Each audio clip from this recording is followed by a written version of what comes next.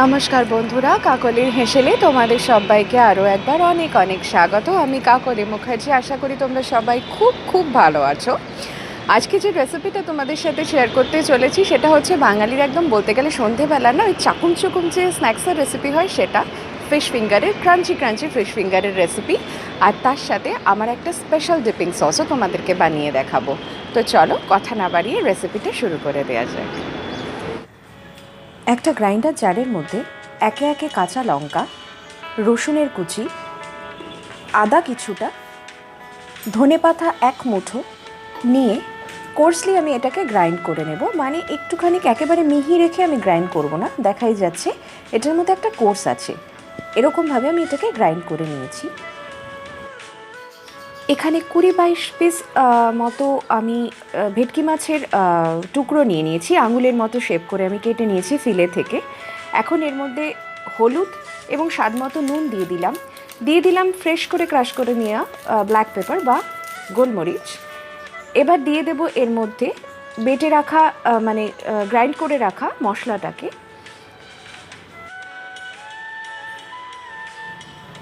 দিয়ে দেব হাফ চামচের মতো গরম মশলা এবং সামান্য একটু কর্নফ্লাওয়ার এবং সামান্য একটু সাদা তেলও।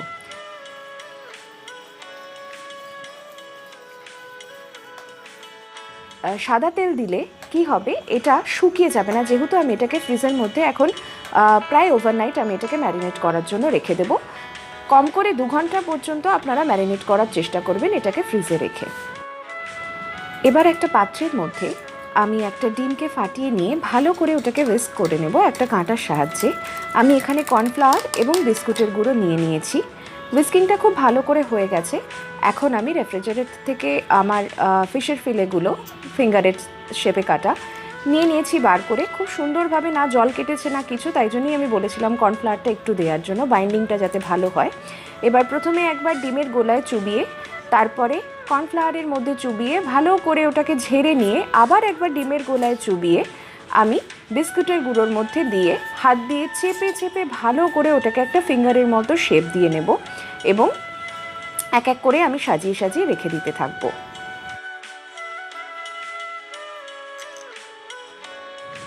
আমি আরেকখানাও এখানে করিয়ে দেখিয়ে দিচ্ছি, যাতে প্রথমে ডিমের গোলায় আমি ভালো করে ওটাকে চুবিয়ে নিয়েছি। এবার কর্নফ্লাওয়ারের মধ্যে আমি দিয়ে কর্নফ্লাওয়ারটাকে ওটার মধ্যে ভালো করে মাখিয়ে নেব। মোটা কোনো প্রলেপ না, ভালো করে মাখিয়ে নিয়ে ঝেড়ে নিতে হবে এক্সট্রা কর্নফ্লাওয়ার যাতে না থাকে। এবার আবার ডিমের গোলার মধ্যে আমি ওটাকে ভালো করে মাখিয়ে নিয়ে আমি বিস্কুটের গুঁড়ো দিয়ে বেশ চেপে চেপে, যাতে বিস্কুটের গুঁড়োতে বাইন্ডিংটা ভালো করে লেগে যায়, আমি সুন্দর করে ওটাকে চেপে চেপে হাতের সাহায্যে একটা ফিঙ্গারের মতো শেপ দিয়ে নেব, যেরকমভাবে দোকানে দেয়া থাকে। বেশ সুন্দর করে এক এক করে আমি সবকটা ফিঙ্গারই বানিয়ে নেব।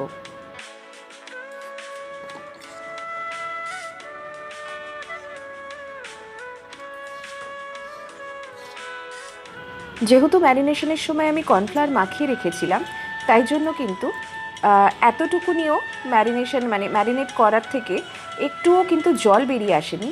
আর ওভারনাইট থাকা সত্ত্বেও কিন্তু কোনো রকমভাবেও এটা ড্রাই হয়ে যায়নি, কারণ তার মধ্যে তেলও আমি লাগিয়ে রেখেছিলাম।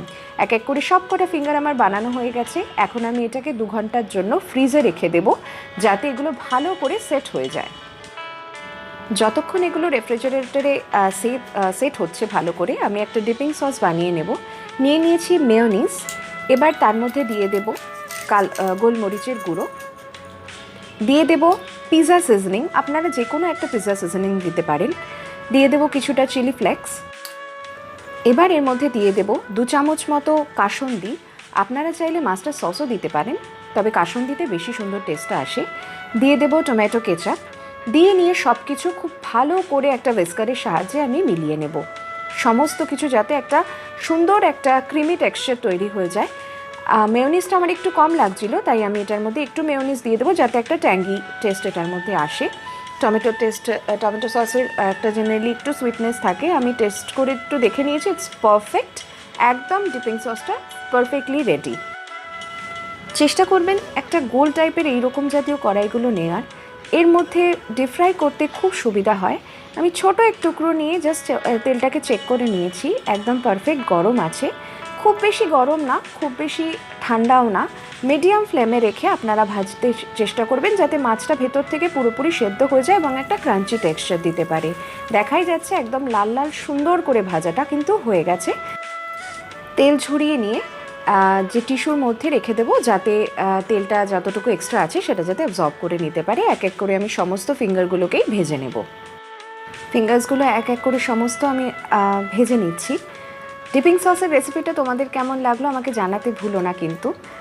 এইভাবে আমি ইউজুয়ালি বাড়িতে বানিয়ে থাকি, তোমরাও যদি এইভাবে বানাও আমাকে কিন্তু অবশ্যই জানিও। এখন একটা সার্ভিং প্লেটের মধ্যে আমি কাসুন্দিও নিয়ে নিয়েছি, কারণ কারোর যদি কাসুন্দি দিয়ে খেতে ভালো লাগে তাহলে সে কাসুন্দি দিয়েও খেতে পারে। এক এক করে ফিশ ফিঙ্গারগুলোকে সমস্ত এক এক করে সাজিয়ে দেব। ডিপিং সসটা পাশেই রয়েছে, ডিপিং সসটার সাথে এটা জাস্ট ফাটাফাটি লাগে খেতে। যাই হোক, রেসিপিটা তোমাদের কেমন লাগলো সেটা হচ্ছে বড় কথা। জানাতে কিন্তু কমেন্টের মাধ্যমে ভুলো না যে তোমাদের রেসিপিটা কেমন লাগলো, আর তোমরা যদি এইভাবে বানিয়ে থাকো তাহলে সেটাও আমার সাথে শেয়ার করো। তোমাদের কমেন্ট পড়তে আমার ভীষণ ভালো লাগে। সন্ধেবেলার ক্রাঞ্চি চাকম চকম recipe is just perfectly done. দেখা হবে খুব শিগগিরই একটা নতুন রেসিপি নিয়ে, নতুন ভিডিওতে। সুস্থ থাকো সবাই, ভালো থাকো। Bye bye all.